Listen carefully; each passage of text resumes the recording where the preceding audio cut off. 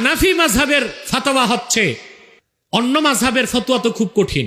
আহমদ বিন হাম্বল বলছেন, ইন্না তারিকাস সালাতি ইউকাফফার ওয়া ইউকতালু মুরতাদ্দা, যে নামাজ তরক করবে সে কাফের, তার কল্লা কেটে দাও, তার হত্যা করো।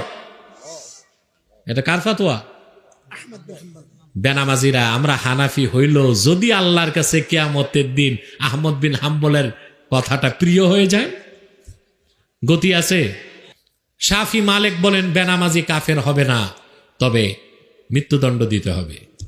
সবচেয়ে সহজ বলছেন আমার আবু হানিফা রাহমাতুল্লাহ, তিনি বলেছেন ইন্না তারিকাস সালাতি লা ইউকাফফার ওয়া লা ইউকতাল ওয়ালাকিন ইউহবাস ওয়া ইউদরাব হাত্তা ইউসাল্লিয়া।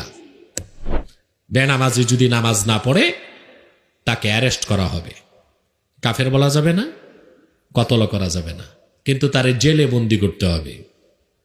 কোথায়? জেলে। তারপর প্রতিদিন তারে বেত্রাঘাত করতে হবে। কি করতে হবে? ইমাম আবু হানিফা রাহমাতুল্লাহ বলেছেন বেনামাজিকে হত্যা করা যাবে না, কাফের বলা যাবে না, বেত লাগাতে হবে। আমার দেশে কিছু লামাযহাবী আলেম আছে, সৌদি আরব থেকে ঘুরে এসে বলে আরবে কোনো মাযহাব খুঁজে পাইলাম না। বলে না, বেটা তুমি মাযহাব খুঁজে কেমনে পাইবা? তুমি তো আরবে গেছো, আরবের আলেমদের সাথে বসার সুযোগ পাও নাই, তুমি দাম্মামে যে চাকরি করছো, হ্যাঁ, আরবিদের জুতা সাফ করছো, পোশাক আশাক ধুইছো, ছাগল চড়াইছো, খেজুর বাগানে কাজ করছো, তুমি জানবা কেমনে আরবে মাযহাব আছে না নাই? গোটা আরব সরকার হাম্বলি মাযহাব অনুসরণ করে।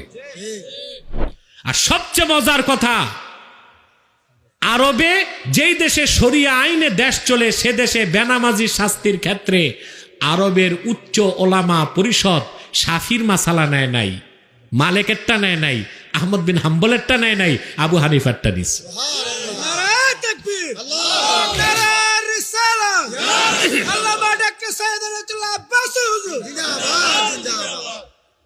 এতেই প্রমাণ হয় হানাফি মাযহাব সেরা মাযহাব, আর আবু হানিফা ইমাম আজম। লামাযহাবী ভাইরা বুঝবে কি? বুঝে না, বুঝতেও চায় না। বুঝো, একটু বুঝার চেষ্টা করুন। কথা বুঝতেছেন? তাহলে আমার ভাইয়ের আল্লাহর হুকুম হচ্ছে নামাজ পড়তেও হবে, নামাজ কায়েমও করতে হবে। নামাজ পড়াও জিকির, নামাজ কায়েম করাও জিকির। আমরা একটা জিকির করি, নামাজ পড়তে পারি, কিন্তু নামাজ কায়েমের জিকির করতে পারবেন? বেনামাজি ধরে 25 বেত লাগাইতে? কথা বলেন।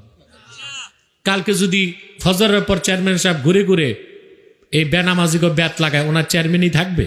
উনি তো চেয়ারম্যান। এলাকার পার্লামেন্ট মেম্বার এসেও যদি বড়ুরাতে ধরে বেনামাজিদের 10টা করে বেত লাগায়, তার সংসদ সদস্য পদ থাকবে?